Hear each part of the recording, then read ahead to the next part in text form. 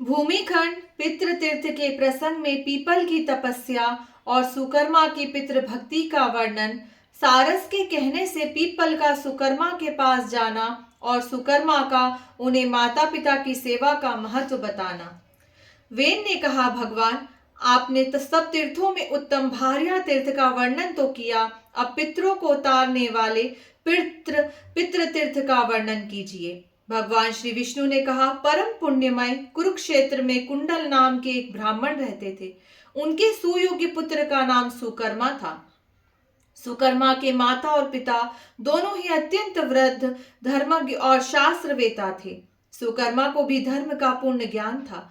वे श्रद्धा युक्त होकर बड़ी भक्ति के साथ दिन रात माता पिता की सेवा में लगे रहते थे। उन्होंने पिता से ही संपूर्ण वेद और अनेक शास्त्रों का अध्ययन किया। वे पूर्ण रूप से सदाचार का पालन करने वाले जितेंद्रिय और सत्यवादी थे।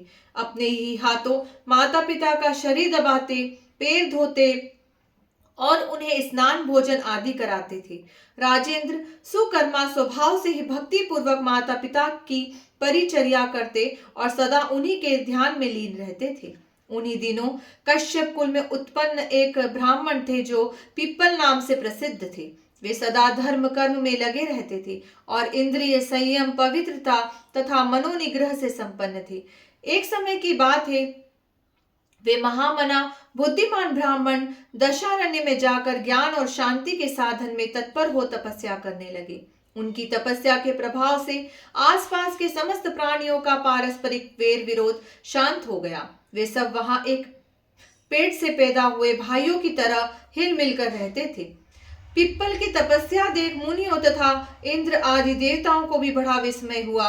देवता कहने लगे, अहो इस ब्राह्मण की कितनी तीव्र तपस्या है, कैसा मनोग्रिय है और कितना इंद्रिय संयम है। मन में विकार नहीं है, चित्त में उद्वेग नहीं, काम क्रोध से रहित हो, सर्दी गर्मी और हवा का झोंका सहते हुए वे तपस्वी ब्राह्मण पर्वत की भांति अविचल भाव से स्थित रहे।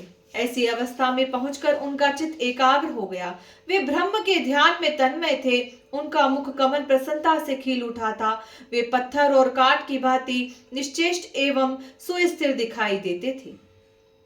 धर्म में उनका अनुराग था, तब से शरीर दुर्बल हो गया था और हृदय में पूर्ण श्रद्धा थी। इस प्रकार उन बुद्धिमान ब्राह्मण को तपस्या करते 1000 वर्ष बीत गए। वहां बहुत सी चींटियों ने मिलकर मिट्टी का ढेर लगा दिया। उनके ऊपर बाबी का विशाल मंदिर सा बन गया। काले सांपों ने आकर उनके शरीर को लपेट लिया। भयंकर विष वाले सर उन उग्र तेजस्वी ब्राह्मण को डस लेते थे, किंतु जहर उनके शरीर पर गिर जाता था। उनकी त्वचा को भेद कर भीतर नहीं फैलने पाता था। उनके संपर्क में आकर सांप स्वयं ही शांत हो जाते थे। उनकी देह से नाना प्रकार की तेजोमयी लपटें निकलती दिखाई देती थी। पिप्पल तीनों काल तप में प्रवृत्त रहते थे। वे 3000 वर्षों तक केवल आयु पीकर रह गए। तब देवताओं ने उनके मस्तक पर फूलों की वर्षा की और कहा, महाभाग, तुम जिस जिस वस्तु को प्राप्त करना चाहते हो वह सब निश्चय ही प्राप्त होगी। तुम्हें समस्त अभिलषित पदार्थों को देने वाली सिद्धि स्वतः ही प्राप्त हो जाएगी। यह वाक्य सुनकर महामना पिप्पल ने भक्ति पूर्वक मस्तक झुका समस्त देवताओं को प्रणाम किया और बड़े हर्ष में भरकर कहा, देवताओं, यह सारा जगत मेरे वश में हो जाए, ऐसा वरदान दीजिए। मैं विद्याधर होना चाहता हूँ एवमस्तु कहकर देवताओं ने उन ब्राह्मण को अभिष्ट वरदान दिया और अपने अपने स्थान को चले गए। राजेंद्र, तब से द्विज श्रेष्ठ पिप्पल विद्याधर का पद पा गए और इच्छा अनुसार विचरते हुए सर्वत्र सम्मानित होने लगे। एक दिन महातेजस्वी पिप्पल ने विचार किया कि देवताओं ने मुझे वर दिया है कि संपूर्ण विश्व तुम्हारे वश में हो जाएगा, अतः उसकी परीक्षा करनी चाहिए। यह सोचकर वे उसे आजमाने को तैयार हुए। जिस जिस व्यक्ति का वे मन से चिंतन करते वही वही उनके वश में हो जाता था। इस प्रकार जब उन्हें देवताओं की बात पर विश्वास हो गया, तब वे अहंकार के वशीभूत हो सोचने लगे, मेरे समान श्रेष्ठ पुरुष इस संसार में दूसरा कोई नहीं है। पिप्पल जब इस प्रकार की भावना करने लगे, तब उनके मन का भाव जानकर एक सारस ने कहा, ब्राह्मण, तुम ऐसा अहंकार क्यों कर रहे हो कि मैं ही सबसे बड़ा हूं? मैं तो ऐसा नहीं मानता कि सबको वश में करने की सिद्धि केवल तुम्ही को प्राप्त हुई है। पिप्पल, मेरी समझ में तुम्हारी बुद्धि मूढ़ है। तुम प्राचीन तत्व को नहीं जानते। तुमने 3000 वर्षों तक तप किया है, इसी का तुम्हें गर्व है। फिर भी तुम यहाँ मूढ़ ही रह गए। कुंडल के जो सुकर्मा नामक पुत्र है, वे विद्वान पुरुष हैं। उनकी बुद्धि उत्तम है। वे और अर्वाचीन तथा पराचीन तत्व को जानते हैं। पिप्पल, तुम कान खोलकर सुन लो। संसार में सुकर्मा के समान महाज्ञानी दूसरा कोई नहीं है। उन्होंने दान नहीं दिया, ध्यान, होम और यज्ञ आदि कर्म भी कभी नहीं किया, न तीर्थ करने गए, न गुरु की उपासना ही की है। वे केवल माता पिता के हितैषी हैं। वेदाध्ययन संपन्न है तथा संपूर्ण शास्त्रों के ज्ञाता है। यद्यपि सुकर्मा अभी बालक हैं, तो भी उन्हें जैसा ज्ञान प्राप्त है वैसा तुम्हें अब तक नहीं हुआ।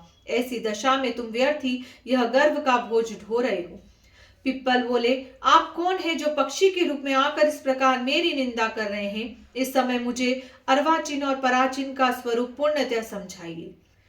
सारस ने कहा, द्विजश्रेष्ठ, कुंडल के बालक पुत्र को जैसा ज्ञान प्राप्त है वैसा तुम में नहीं है। यहाँ से जाओ और अर्वाचीन एवं पराचीन का स्वरूप तथा मेरा परिचय भी उन्हीं से पूछो।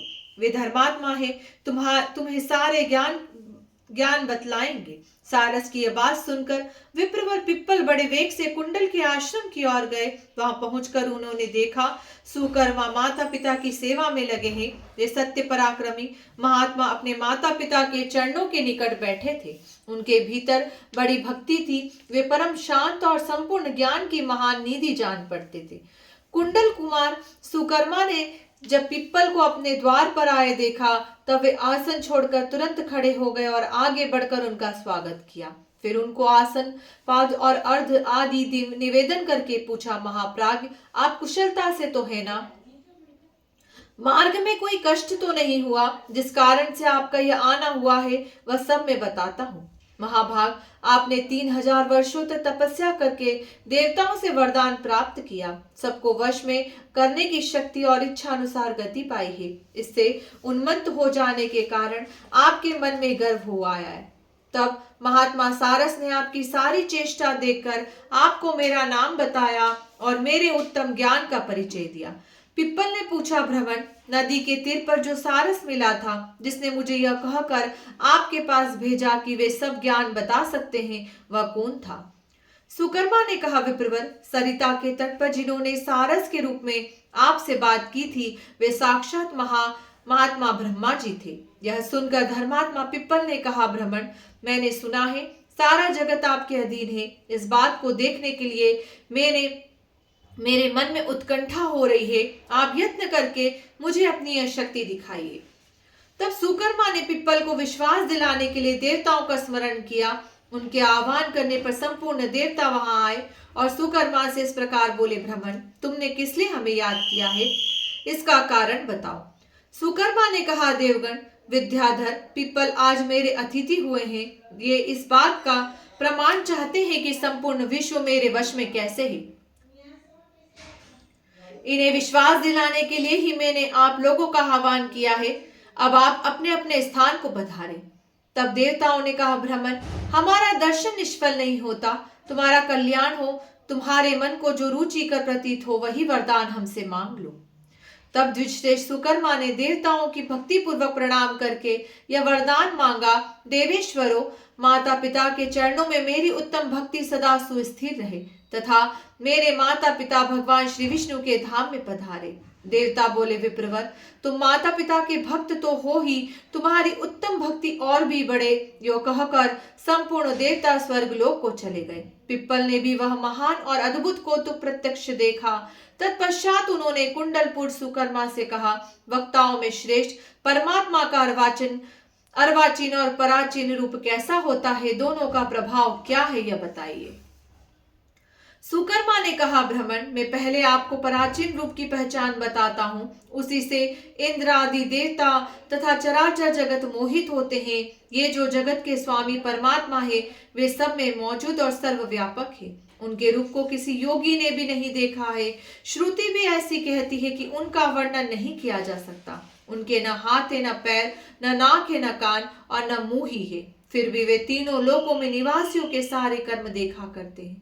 कान न होने पर भी सबकी कही हुई बातों को सुनते हैं। वे परम शांति प्रदान करने वाले हैं। हाथ न होने पर भी काम करते और पैरों से रहित होकर भी सब ओर दौड़ते हैं। वे व्यापक, निर्मल, सिद्ध, सिद्धिदायक और सबके नायक हैं। आकाश स्वरूप और अनंत है। व्यास तथा मार्कंडेय उनके स्वरूप को जानते हैं। अब मैं भगवान के अर्वाचीन रूप का वर्णन करूंगा। तुम एकाग्रचित होकर सुनो। जिस समय संपूर्ण भूतों के आत्मा प्रजापति ब्रह्मा जी स्वयं ही सबका सहार करके श्री भगवान के स्वरूप में स्थित होते हैं और भगवान श्री जनार्दन उन्हें अपने लीन करके पानी के भीतर शेषनाग की शैया पर दीर्घकाल तक अकेले सोए रहते हैं, उस समय की बात है। महामुनि मार्कंडेय जी जल और अंधकार से व्याकुल हो इधर उधर भटक रहे थे। उन्होंने देखा सर्वव्यापी ईश्वर शेषनाग की शैया पर सो रहे हैं। उनका तेज करोड़ों सूर्यों के समान जान पड़ता है। वे दिव्य आभूषण, दिव्य माला और दिव्य वस्त्र धारण के योग निद्रा में स्थित है। उनका श्री विग्रह बड़ा ही कमनीय है। उनके हाथों में शंख, चक्र और गदा विराजमान है। उनके पास ही उन्होंने एक विशालकाय स्त्री देखी जो काली अंजन राशि के समान थी। उसका रूप बड़ा भयंकर था। उसने मुनि श्रेष्ठ मार्कंडेय जी से कहा, महामुने डरो मत। तब उन योगीश्वर ने पूछा, देवी तुम कौन हो? मुनि के इस प्रकार पूछने पर देवी ने बड़े आदर के साथ कहा, ब्राह्मण, जो शेषनाग की शैया पर सो रहे हैं वे भगवान श्री विष्णु हैं। मैं उन्हीं की वैष्णवी शक्ति काल रात्रि हूँ। पिप्पल जी यो कहकर वह देवी अंतर ध्यान हो गई। उसके चले जाने पर मार्कंडेय जी ने देखा भगवान की नाभि से कमल प्रकट हुआ जिसकी कांति सुवर्ण के समान थी। उसी से महातेजस्वी लोक पितामह ब्रह्मा जी उत्पन्न हुए। फिर ब्रह्मा जी से समस्त चराचर प्राणी, इंद्रादि, लोकपाल तथा अग्नि आदि देवताओं का जन्म हुआ। इस प्रकार मैंने यह अर्वाचीन का स्वरूप बतलाया है। अब अर्वाचीन रूप शरीरधारी है और पराचीन रूप शरीर रहित है। अतः ब्रह्मा आदि संपूर्ण देवता अर्वाचीन है। ये लोक भी जो तीनों भुवनों में स्थित है अर्वाचीन ही माने गए हैं। विद्याधर, मोक्ष रूप जो परम स्थान है जिसे परब्रह्म कहते हैं, जो अव्यक्त अक्षर हंस स्वरूप शुद्ध और सिद्धि युक्त है, वही पराचीन है। इस प्रकार तुम्हारे सामने पराचीन स्वरूप का वर्णन किया गया है। विद्याधर ने पूछा, सुव्रत अर्वाचीन और पराचीन स्वरूप के विद्वान हैं। तीनों लोकों का उत्तम ज्ञान आप में वर्तमान है, फिर भी मैं आप में तपस्या की प्रकाष्ठा नहीं देखता। ऐसी दशा में आपके इस प्रभाव का क्या कारण है? कैसे आपको सब बातों का ज्ञान प्राप्त हुआ? सुकर्मा ने कहा, ब्राह्मण, मैंने यजन, याजन, धर्मानुष्ठान, ज्ञानोपार्जन और तीर्थ सेवन कुछ भी नहीं किया। इनके सिवा और भी किसी शुभ कर्म जनित पुण्य का अर्जन मेरे द्वारा नहीं हुआ। मैं तो स्पष्ट रूप से एक ही बात जानता हूं, वह है पिता और माता की सेवा। पीपल में स्वयं ही अपने हाथ से माता पिता के चरण धोने का पुण्य कार्य करता हूँ। उनके शरीर की सेवा करता तथा उन्हें स्नान और भोजन आदि कराता हूँ। प्रतिदिन तीनों समय माता पिता की सेवा में ही लगा रहता हूँ। जब तक मेरे माँ बाप जीवित हैं, जब तक मुझे अतुल्य लाभ मिल रहा है कि तीनों समय में शुद्ध भाव से मन लगाकर इन दोनों की पूजा करता रहूं। पिप्पल, मुझे दूसरी तपस्या से क्या लेना है? तीर्थ यात्रा तथा अन्य पुण्य कर्मों से क्या प्रयोजन है? विद्वान पुरुष संपूर्ण यज्ञों का अनुष्ठान करके जिस फल को प्राप्त करते हैं, वही मैंने पिता माता की सेवा से पा लिया है। जहां माता पिता रहते हो वही पुत्र के लिए गंगा, गया और पुष्कर तीर्थ है, इसमें तनिक भी संदेह नहीं है। माता पिता की सेवा से पुत्र के पास अन्य अन्य पवित्र तीर्थ भी स्वयं ही पहुंच जाते हैं। जो पुत्र माता पिता के जीते जी उनकी सेवा करता है, उसके ऊपर देवता तथा पुण्यात्मा महर्षि प्रसन्न होते हैं। पिता की सेवा से तीनों लोग संतुष्ट हो जाते हैं। जो पुत्र प्रतिदिन माता पिता के चरण पखारता है, उसे नित्य प्रति गंगा स्नान का फल मिलता है। जिस पुत्र ने तांबूल, वस्त्र, खान पान की विविध सामग्री तथा पवित्र अन्न के द्वारा भक्ति पूर्वक माता पिता का पूजन किया है, वह सर्वज्ञ होता है। द्विज श्रेष्ठ, माता पिता को स्नान कराते समय जब उनके शरीर से जल के छींटे उछटकर पुत्र के संपूर्ण अंगों पर पड़ते हैं, उस समय उसे संपूर्ण तीर्थों में स्नान करने का फल होता है। यदि पिता पतित, भूख से व्याकुल, वृद्ध, सब कार्यों में असमर्थ, रोगी और कोढ़ी हो गए हों तथा माता की भी वही अवस्था हो, उस समय में भी जो पुत्र उनकी सेवा करता है, उस पर निसंदेह भगवान श्री विष्णु प्रसन्न होते हैं। वह योगियों के लिए भी दुर्लभ भगवान श्री विष्णु के धाम को प्राप्त होता है, जो किसी अंग से हीन, दीन, वृद्ध, दुखी तथा महान रोग से पीड़ित माता पिता को त्याग देता है, वह पापात्मा पुत्र कीड़ों से भरे हुए दारुण नरक में पड़ता है। जो पुत्र बूढ़े माँ बाप के बुलाने पर भी उनके पास नहीं जाता, वह मूर्ख विष्ठा खाने वाला कीड़ा होता है तथा 1000 जन्मों तक उसके कुत्ते की योनि में जन्म लेना पड़ता है। वृद्ध माता पिता जब घर में मौजूद हो, उस समय जो पुत्र पहले उन्हें भोजन कराए बिना स्वयं अन्न ग्रहण करता है, वह घृणित कीड़ा होता है और 1000 जन्मों तक मलमूत्र भोजन करता है। इसके सिवा वह पापी 300 जन्मों तक काला नाग होता है। जो पुत्र कटु वचनों द्वारा माता पिता की निंदा करता है, वह पापी बाघ की योनि में जन्म लेता है तथा और भी बहुत दुख उठाता है। जो पापात्मा पुत्र माता पिता को प्रणाम नहीं करता, वह 1000 युगों तक कुंभी पाक नरक में निवास करता है। पुत्र के लिए माता पिता से बढ़कर दूसरा कोई तीर्थ नहीं है। माता पिता के इस लोक और परलोक में भी नारायण के समान है। इसलिए महाप्राज्ञ, मैं प्रतिदिन माता पिता की पूजा करता हूँ और उनके योग क्षेम की चिंता में लगा रहता हूँ। इसी से तीनों लोग मेरे वश में हो गए हैं। माता पिता के प्रसाद से ही मुझे पराचीन तथा वसुदेव स्वरूप अर्वाचीन तत्व का उत्तम ज्ञान प्राप्त हुआ है।